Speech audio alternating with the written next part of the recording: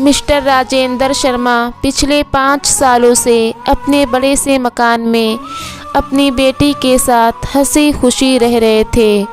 उनकी उम्र अब 60 को पार कर चुकी थी और बेटी प्रिया अब 28 को होने को थी।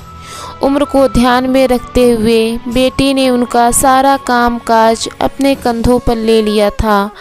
प्रिया अपने हर काम में बहुत अच्छी थी, जितने अच्छे से वो अपने पापा, घर और उनके कारोबार का ध्यान रखती थी, कोई और शायद ही रख पाता। अगर राजेंद्र जी का कोई बेटा होता तो वो भी नहीं। इन बाप बेटी का रिश्ता बहुत ही प्यारा था। बिन बाप के प्रिया को नहीं चलता और बिन प्रिया के उसके बाप का किसी काम में मन नहीं लगता। कभी कभी ऐसा लगता जैसे राजेंद्र जी प्रिया के बाप नहीं, उसके बेटे हैं। प्रिया की हरकतें ही कुछ ऐसी थी।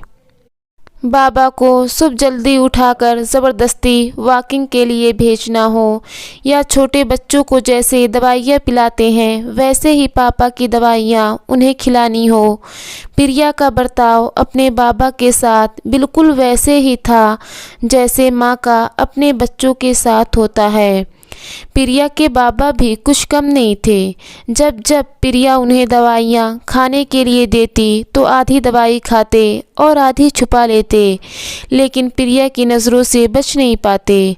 फिर वो उनके सामने खड़ी होकर सारी दवाई उन्हें ज़बरदस्ती खिलाती। रात को प्रिया के सोने के बाद चुपके से किचन में जाकर फ्रिज से मिठाई चुरा कर खाना। बाबा की ऐसी शरारतें भी प्रिया पकड़ लेती थी। पकड़े जाने पर जब बाबा पानी पीने का बहाना करते, लेकिन प्रिया उनको समझाती कि मिठाई आपके लिए हानिकारक है। बाबा को याद दिलाती कि पिछली बार उनका शुगर लेवल कितना बढ़ गया था। वो कहते अपने ही घर में अब मैं मिठाई भी नहीं खा सकता। बड़बड़ाते हुए, नाराज़ होने की एक्टिंग करते हुए बाबा किचन से चले जाते। फिर प्रिया उन्हें मनाने के लिए एक मिठाई का टुकड़ा पापा के पास लेकर जाती और फिर वो दोनों उसे आधा आधा बांट कर खाते। दोनों के चेहरे पर बड़ी स्माइल आ जाती। बस ऐसे ही दोनों की ज़िंदगी हंसी खुशी कट रही थी।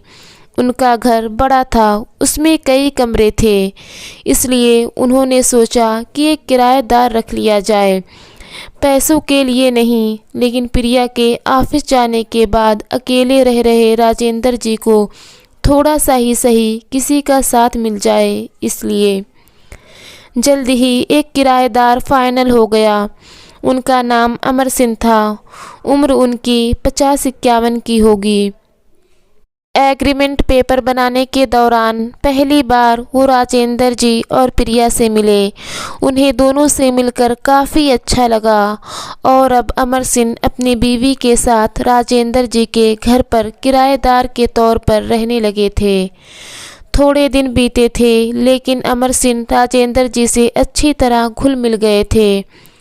वो दोनों सुबह सुबह अब साथ में ही वॉकिंग के लिए जाया करते थे।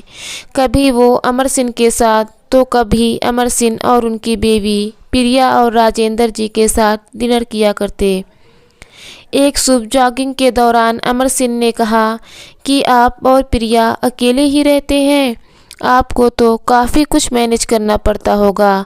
आप कैसे इतने अच्छे से संभाल लेते हैं? अजी मैनेज क्या करना है, मेरी होशियार बेटी के लिए ये तो कुछ भी नहीं है। प्रिया सब इतने अच्छे से संभाल लेती है कि मुझे किसी बात की कोई चिंता ही नहीं है। राजेंद्र जी ने मुस्कुराते हुए कहा, हाँ वो तो ठीक है, लेकिन जब प्रिया ससुराल चली जाएगी तब आपके लिए ये सब मैनेज करना बड़ा मुश्किल हो जाएगा।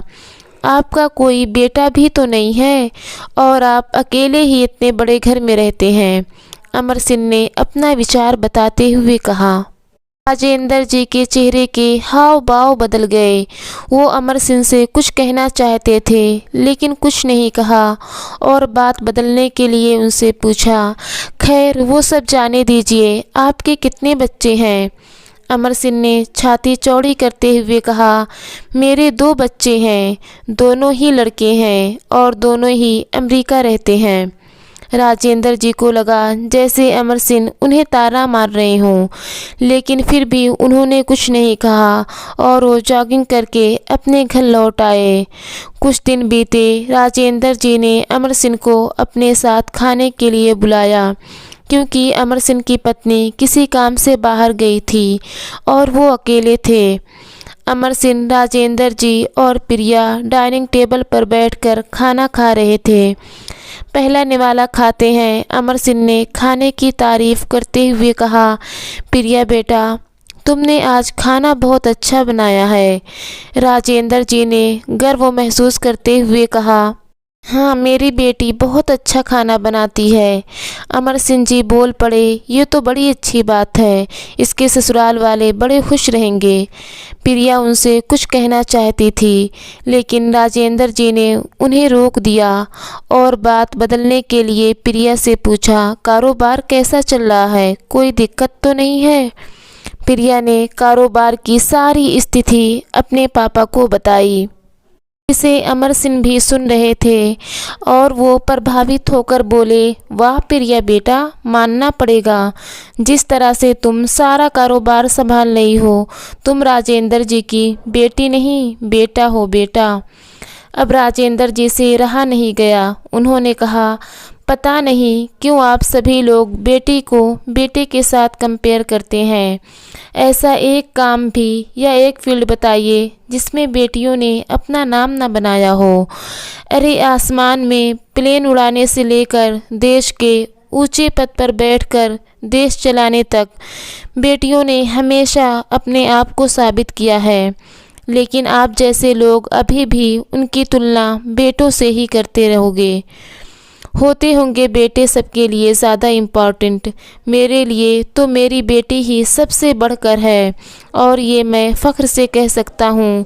जो मेरी इस बेटी ने मेरे लिए कितना किया है, जितना मुझे प्यार दिया है, उतना दुनिया का कोई बेटा नहीं दे सकता। चलिए मैं आपसे पूछता हूँ, आपके 2 बेटे हैं ना, बताइए वो साल में आपसे कितनी बार मिलने आते हैं? अमर सिंह जी की दुनिया बदल चुकी है, अब आप भी बदल जाइए। बेटी को बेटी ही रहने दीजिए, उसे बेटा बनाने की कोशिश मत कीजिए। मेरे प्यारे दोस्तों, अगर आप सभी को हमारी स्टोरी पसंद आती है तो वीडियो को लाइक, शेयर और चैनल को सब्सक्राइब ज़रूर कीजिएगा। तब तक खुश रहिए, प्यार बांटिए।